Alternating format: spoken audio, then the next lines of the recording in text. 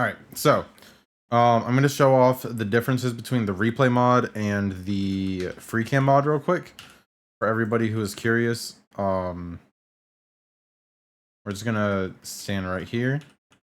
All right, so freecam mod is like being in spectator mode. You can change how fast it goes, I believe. You can even move your player and keep your camera stationary, which is useful for shots when your camera is steady, because if you move with it, it can be a little bit finicky, especially since I'm moving fast right now, which I believe that can be changed to settings, but it can be a little bit less fluid. See how it feels kind of choppy, right? Now, if we turn on, let's bring this camera back in, we'll turn on replay, which is just start recording. We'll let it go for a few seconds. We'll just look up 4 directions, get a quick clip just to show it off. And then we click stop recording. As soon as we disconnect, any recordings that we've made will save. If you don't click disconnect, you could lose them. It is recoverable. You can recover them, so it's not a problem. But just remember to disconnect. And once you go to the main menu, once we let this load real quick, go back to the main menu. You'll see the replay file. Let me change the size of my OBS because it's showing the size right. Sorry. We can change the name of it. We're gonna have black on here, it's fine. You can change the name of it. So this is showcase, and we'll go back. There's this little replay viewer. We got an 8-second clip named showcase. So if we load this in,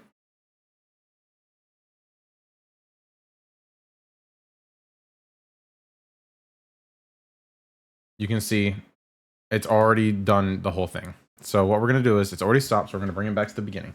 It has to reload the video every single time. Usually it's not a problem unless you have like 10-15 minute videos, but for clips, you shouldn't have anything that long.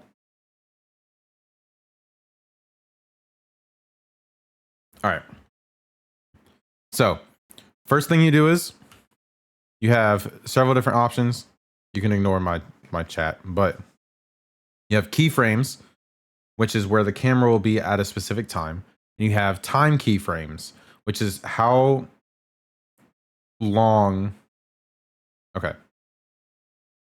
Time keyframes correspond to the time inside of your video. So we're going to put a time keyframe here. If you have a time keyframe that's 4 seconds and you have video, you have keyframes that span to 8 seconds, it's going to go through it 2 times as fast. So usually I just keep it normal, where easy way to do it is set your keyframe wherever you want the clip to start. You or a little bit beforehand, actually. It's just easy to do that way. Press P to play, or in this case, I'm starting it right where I want to start it at. So I'm just going to click I, or you can click this button to go ahead and set a position keyframe. Now, if I move, you'll see this green dot. That's where the camera is going to start. If we click P, which is pause and play, you'll see it moves a little bit. We can zoom in. It's been a few seconds. We'll go in. We'll make the camera go in further. You see this path? This is the path that the camera is going to take. You can change the paths between. If you double click it, you can change it between different pathing. It's not letting me do this one, I think, because it's so short. Oh, wait, no, it's the one you have to do it before. So it's the path. It's the marker before the next one determines the path. So in this case, I have the standard is Catmull, where it's somewhat parabolic. It's always curved and smooth. Cubic is similar, but I think it's a little bit more. It's a little bit wider. And then a linear is just a straight line. So like in this case, we can do, I'll show different examples of each of them, but in this case, we'll do linear. So it's going to go straight to the next one. And then we'll click play. And we see that he hits here. So we want actually a little bit beforehand. So we're going to bring this yellow key marker over just a little bit and put a new keyframe. If we click V, it'll sync them back up so it's in line. Then we click P, and then we see he's looking this way. So we're going to set another one here, looking directly at me, set a new frame. And then we are going to, now you see this one, default Catmull. So this one's going to be a little bit smoother. This one's going to be a little bit more curved compared to the straight line that you see over here. Then we're going to P. All right, we see he's looking over here. We're going to have that here. And then the last one, he's going to look over here. We went ahead and add the frame. And you click back over here. We're going to go really close to him this time. This is what it's going to look like in the editor. And this is what it's going to look like here. Now, wherever you want the clip to stop, make sure you put that second time keyframe. Otherwise, it's not going to work because you need two of them to actually render anything. So we'll click that. What we're going to do is we're going to bring the player all the way back to the beginning and click play camera path. It'll re-render the video. And then it'll play the video from the camera path at the beginning. It does have to re-render the texture pack, so it just takes a second. All right, boom. Camera. You see how it turns really hard? If we don't like that, what we do is we need to set a second one in between. So the camera's not facing like as harsh. It still needs to be looking, right? So we'll do this to make sure it's still looking at me. And then it moves quickly because of how little time there is. That's kind of just unavoidable for the most part. Because we're covering a very short amount of time and it's not even in like milliseconds between each camera change.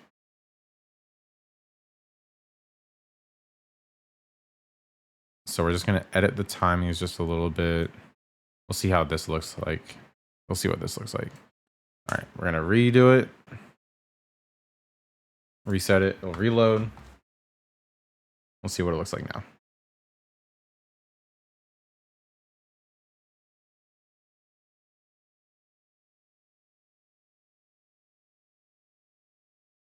Boom. Now it's going to go quickly. It's a little bit smoother this time. I think the big problem is that it's stopping between each of them to slow down to hit these. So it's a little bit rough, but that's kind of how it works. Now, let me show you an example from the slow host video that I did. So we have, this is where I did the area 0 clip. So we'll do one of these. I think this one should be fine. We'll just check this one real quick.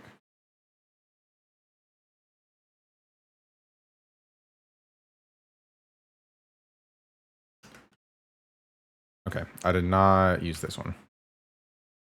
My apologies. I'm not editing this video either. I'm just tossing it up. This one, what is that? 10 minutes. I'm not doing that one. I don't have like a 40-minute one on here too. But let's look at this 3-minute video. This should have actual content in it.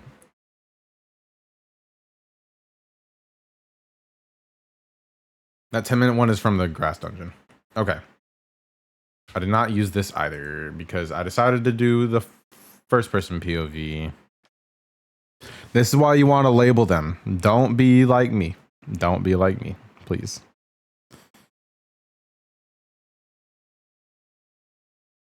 This one should be a lot of the slow host clips. Yep. Okay, cool. So we're going to play from the camera position. Now, I did a bunch of clips in this 1 3-minute recording because I didn't feel like splicing everything up. I felt like I could splice it up just fine instead of doing several renders for it. So this is in between scenes. This actually doesn't matter at all. This was cut out. But it's still going to render because it's a part of the key time frames. If it's between any of these red lines, it's going to render.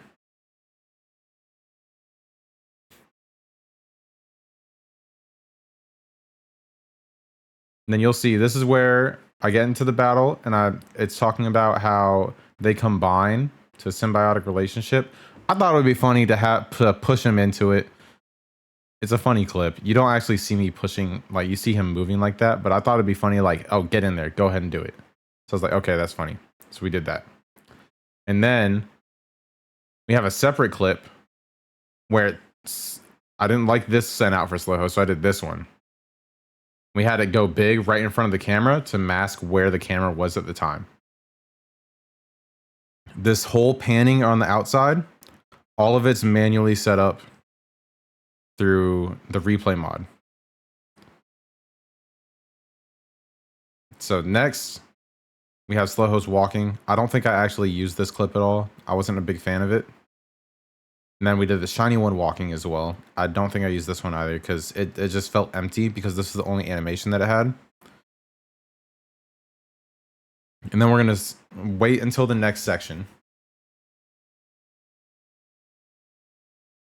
And all of this is cut out here too. We don't need any of this.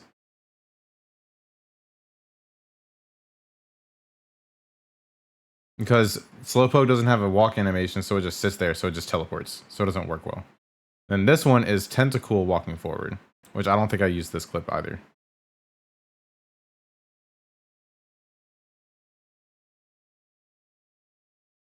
There you go. This is it walking forward.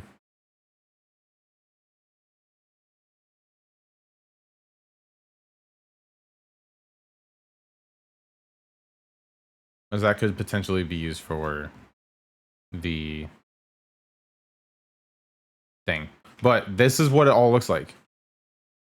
So this is where the camera starts. Sorry about the reflection, it's the shaders. You can see where it goes through each of them and it goes back.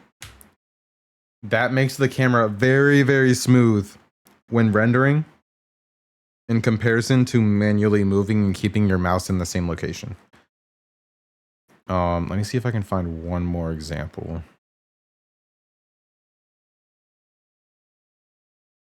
We'll do this one because this, I don't remember if I actually used this or not.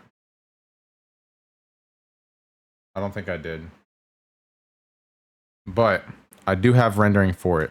So if I click this, it's actually going to skip up to here where the rendering path is. And it's got a side view. And this is way ahead of where my player is because I wanted to get me coming into the camera. And I didn't feel like editing it too much. But now you have, this is weird. It's all messed up. I didn't really like this much, but you can see the camera. It looks like the camera's just pulling back against it. It's actually really, really interesting to keep up with. This a little bit was too close to each other, so it just sped through it at times. Whatever, that happens. It's just, it depends on the timing of the actual clips because this was 24 seconds. That was 24 seconds between these. But like you had 2 seconds, then 2 seconds, then 2 seconds. So it didn't have enough time to go through different space, especially considering it had to go through all of this space in 2 seconds and then this space in 2 seconds. So you can see that that does matter in how long it takes. If I wanted to do that, I could extend the time out and that would give it more time. I could space these out more because what I could do is, change the key time frame. So this is 23 seconds, 24 seconds, right? If we extend it out further to 30 seconds, it would cover that same amount of time, but with faster camera movement. Or the camera, I would move in slow-mo, I think, actually. You know what? Let's test it. I've actually never tested it, but I know how it works in theory. We're just going to do this. And you see the yellow, or sorry, the red, how it gets darker and lighter. That determines the speed of how fast it actually goes. So the lighter it is, the slower it'll go. So we're gonna do that again. Just see how it goes. We're doing some testing here.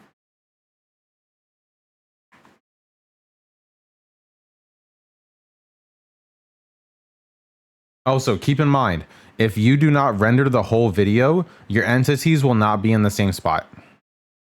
See, now he's moving in slow-mo, but the camera is moving at the same pacing.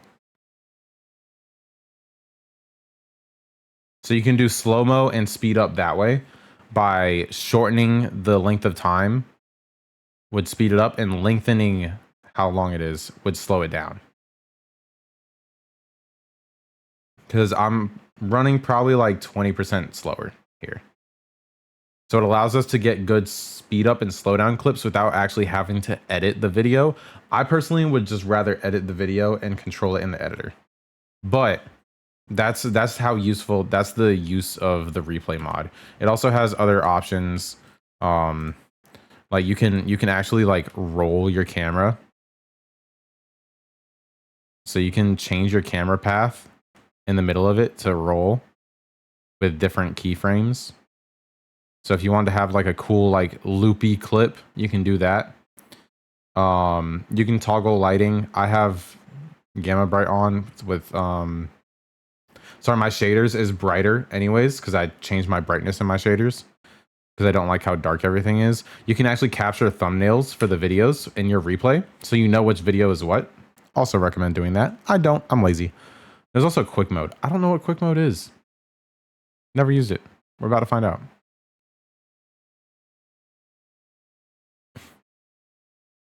Don't know what it is. Anyways, if you press B, you can actually teleport to any of the players that are in the area. So if we go back over here,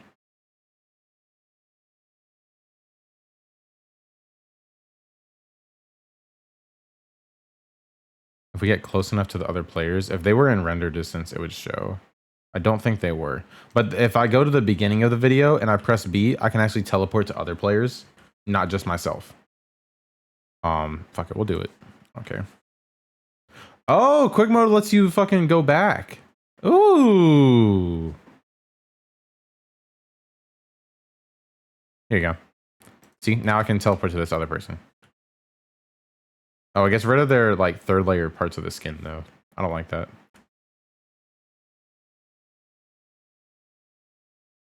Oh, because it has less to render, so it lets you go back and forth easier. Interesting. Okay. And then you can add an event marker. So if you add an event marker, which I don't think you can. Oh, you can't because of the starter thing. But if you add an event marker, it'll like key it in like, hey, this is what this does. So that's another option as well. But that's pretty much how the replay mod works. It's actually very, very, very good. And very useful as well.